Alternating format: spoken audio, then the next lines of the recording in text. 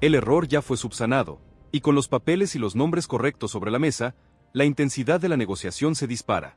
Olvidemos por un momento la mística que rodea al nombre Di Stéfano. La realidad gerencial la lleva Stefano Di Carlo, el presidente que ahora tiene la misión de convertir el sueño de los hinchas en una realidad tangible. Di Carlo, junto a su equipo de colaboradores, y por supuesto, bajo la atenta mirada y la exigencia de Marcelo Gallardo, enfrenta la fase más dura de la operación, la trinchera financiera y la batalla burocrática contra los clubes europeos. La euforia inicial debe ceder paso a la frialdad de los números y los contratos, y es aquí donde la astucia sudamericana debe superar a la billetera rusa y la planificación alemana. La situación de Ezequiel Barco, el talentoso extremo que busca el regreso por imperativos familiares, es la que presenta la resistencia más férrea. El Spartak de Moscú no es un club que se doblegue fácilmente ante los deseos de un jugador. La entidad rusa invirtió una cifra considerable, un monto que rondaba los $8 millones por su ficha, y no están dispuestos a que esa inversión se devalúe. El mensaje desde Moscú es claro: un préstamo simple, sin compensación económica significativa, es inviable. La directiva del Spartak, consciente de que Barco desea forzar su salida por el tema familiar, intenta maximizar su beneficio. Una cesión a River, para ellos, es una devaluación, a menos que se cumplan dos condiciones: un cargo por el préstamo que cubra al menos los 6 meses de salario más un plus de beneficio, y una opción de compra obligatoria con un valor prefijado y cercano a lo que ellos pagaron en su momento. Aquí es donde la genialidad estratégica de Gallardo y Di Carlo entra en acción. La clave no es el dinero, sino el tiempo. River propone un préstamo por 18 meses, 1 año y medio, con una opción de compra no obligatoria, pero con una cláusula de ejecución escalonada. ¿En qué consiste esta táctica? River argumenta que si Barco necesita regresar por estabilidad emocional y familiar, un préstamo corto de 6 meses no es suficiente para que se asiente y recupere su mejor nivel. 18 meses le dan el tiempo de asentarse en Argentina, de reinsertarse en la dinámica gallardista, y lo más importante, de volver a la vidriera de la selección argentina. Si Barco rinde al 100% en la Copa Libertadores, y potencialmente, es convocado, su valor se dispara. El Spartak, al final de los 18 meses, tiene un jugador revalorizado que River podría comprar, o que cualquier club europeo podría disputar a un precio superior al inicial. Es un juego de paciencia y revalorización. Di Carlo usa la necesidad familiar del jugador y la ventana de exposición de River como moneda de cambio. La gran barrera en esta negociación es la liquidez. River no puede desembolsar una gran suma de dinero en este momento sin descapitalizar otras áreas. La única manera de generar ese capital es a través de una venta importante. Y aquí entra el morbo y el análisis de mercado. ¿Quién es el sacrificado?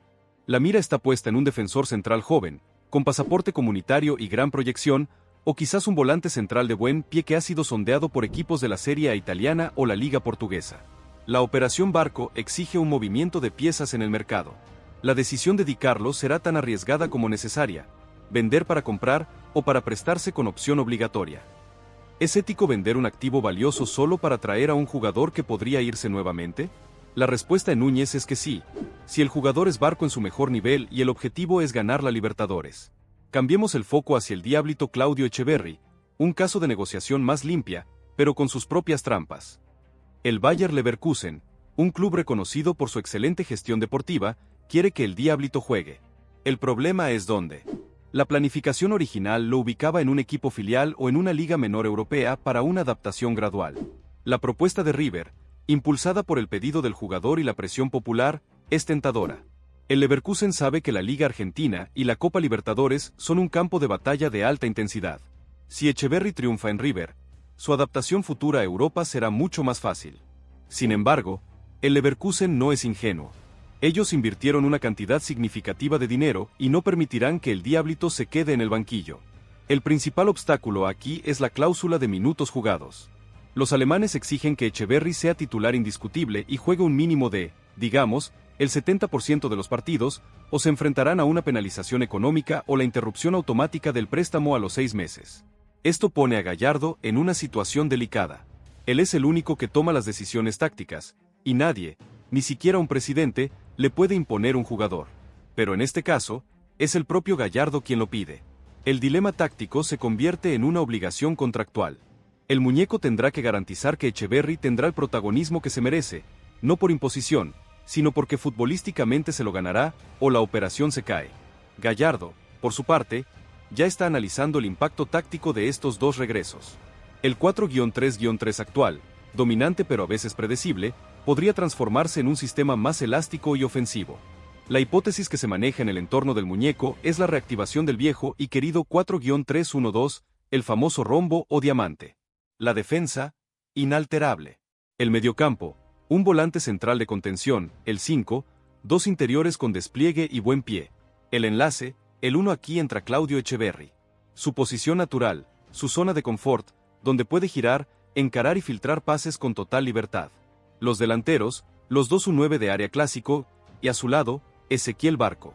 Sí, Barco no como extremo, sino como segundo delantero o media punta por izquierda, con la misión de flotar entre líneas, aprovechar los espacios generados por el 9 y explotar su gambeta y remate diagonal. Esta formación es una declaración de intenciones. River jugaría al ataque total, ahogando a los rivales en la mitad de la cancha. La combinación de la pausa mágica de Echeverri y la explosión indomable de Barco es una sinergia letal. Barco, jugando más cerca del área, podría minimizar su tendencia a las malas decisiones en el último toque, ya que estaría en zona de definición constante. El Diablito, con dos delanteros en lugar de uno, tendría más opciones de pase y más receptores para sus genialidades. La presión sobre el mediocampo rival sería insoportable. La pregunta, el desafío táctico de Gallardo, es el equilibrio.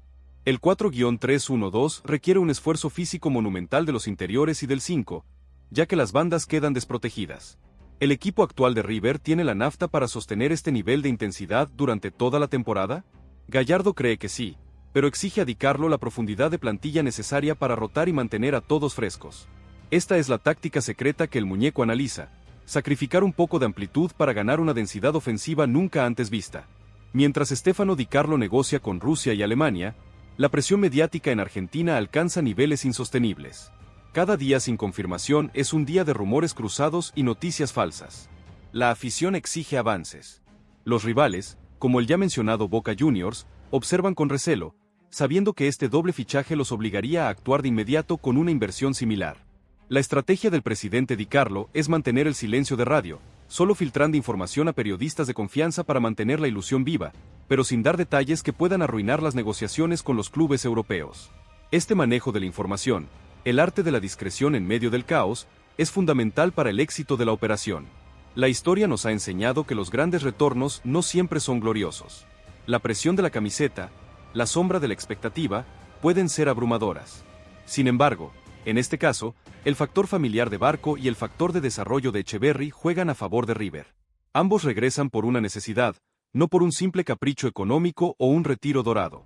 Barco necesita la contención familiar y el trampolín de Gallardo para relanzar su carrera. Echeverri necesita los minutos de calidad que el Leverkusen no le da. River les ofrece exactamente lo que necesitan: un hogar, un escenario gigante y al mejor director de orquesta. Di Carlo lo vende como un win-win-win. River gana potencial, los jugadores ganan estabilidad y crecimiento, y los clubes europeos ganan revalorización de sus activos. Es una propuesta lógica en el papel, pero difícil de tragar para las finanzas rusas. La negociación por Barco está estancada en el monto del cargo por la cesión. El Spartak pide $1 millón por el préstamo de 1 año y medio. River ofrece la mitad, argumentando que el beneficio de la revalorización es suficiente. Di Carlo ha puesto sobre la mesa una garantía. River se compromete a que el jugador sea titular y participe activamente en el ciclo de Libertadores, aumentando así la exposición. La última oferta de River, que es final, sería la de un cargo de $600.000, con una opción de compra obligatoria condicionada a la clasificación del equipo a la fase final de la próxima Copa Libertadores, con un valor de $7 millones. Esto protege a River de hacer una compra obligatoria si el jugador no rinde, pero asegura al Spartak un ingreso alto si el proyecto Gallardo sigue triunfando. Mientras tanto, en Alemania, la negociación por Echeverri está casi cerrada, pero el punto crítico es la repesca. El Leverkusen quiere tener la opción de cortar el préstamo en diciembre, si su equipo sufre una lesión clave o si su cuerpo técnico cambia de opinión. Gallardo y Di Carlo se niegan rotundamente.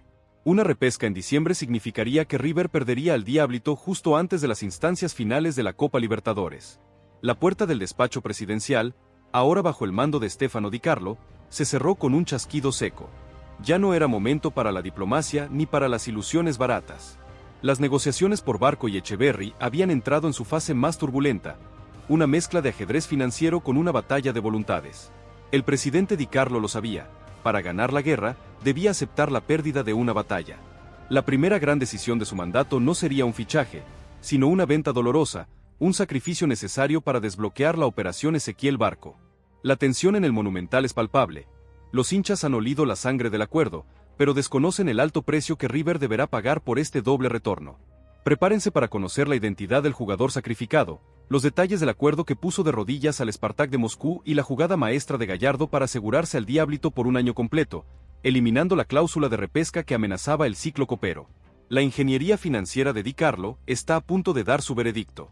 Quédense, comenten quién creían que sería el elegido para marcharse, y no olviden suscribirse, porque el cierre de esta ventana de pases será de infarto.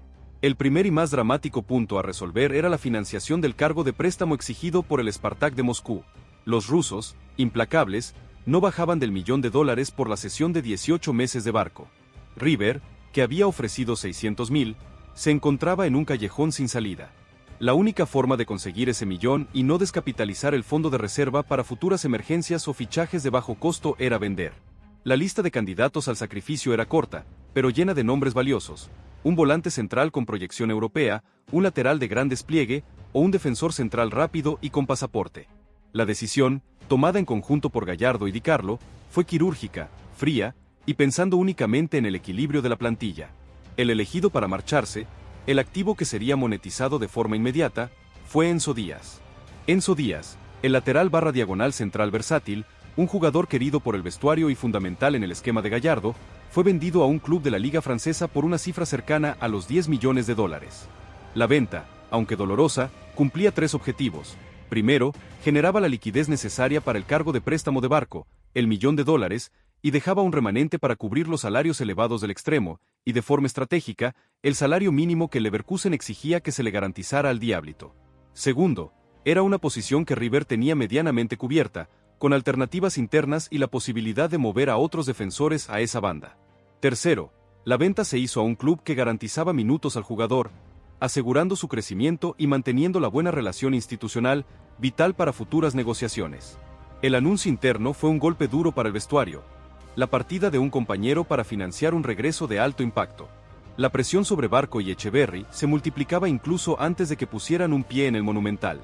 El mensaje de Di Carlo a la plantilla fue directo: este sacrificio se hace por la ambición de ser campeones de América, y necesitamos que los que lleguen honren el esfuerzo de los que se van.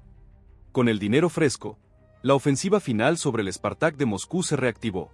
El agente de Barco, que había estado presionando desde Argentina, fue la pieza clave. La estrategia de Di Carlo fue simple: usar el propio dinero del Spartak, la inversión original de $8 millones, como palanca. La oferta final fue $1 millón por la cesión de 18 meses, con una opción de compra obligatoria condicionada a la performance del jugador. La condición no era solo la clasificación a la Libertadores, sino un umbral de rendimiento individual. Barco debía participar en al menos el 60% de los partidos y superar un número X de goles o asistencias, 6 goles o 10 asistencias. Si Barco cumple ese objetivo, River está obligado a comprarlo por una cifra prefijada. Si no lo cumple, River paga la penalización, el jugador vuelve a Rusia, pero el Spartak recupera un activo que estuvo 18 meses en la vidriera de Gallardo y la Libertadores. Un win-win que al final convenció a los rusos. El acuerdo por Ezequiel Barco, aunque complejo, estaba cerrado. La familia, el ancla emocional que inició todo, había triunfado. El siguiente paso era neutralizar la trampa alemana, la cláusula de repesca. El Bayer Leverkusen estaba dispuesto a ceder al Diablito, pero su director deportivo no cedía en la posibilidad de recuperarlo en diciembre si las cosas cambiaban en la Bundesliga. Para Gallardo, esto era inaceptable. Tener a Echeverri para la fase de grupos de la Libertadores y perderlo justo antes de octavos de final era un tiro en el pie. La llamada que definió la situación fue directamente entre Di Carlo y el CEO de Leverkusen, con Gallardo escuchando en alta voz. Di Carlo no apeló a la emoción, sino a la lógica de mercado. River subió la apuesta en el salario. Nosotros pagamos el 100% del sueldo de Echeverri, eliminamos la repesca de diciembre, y a cambio, ustedes obtienen un bono de rendimiento exponencial. Este bono significaba que si River llegaba a cuartos de final de la Libertadores con Echeverri siendo titular, el Leverkusen recibía un pago extra. Si River llegaba a la final o la ganaba, el pago se multiplicaba, convirtiendo el préstamo en una inversión de alto riesgo barra diagonal alta recompensa para los alemanes.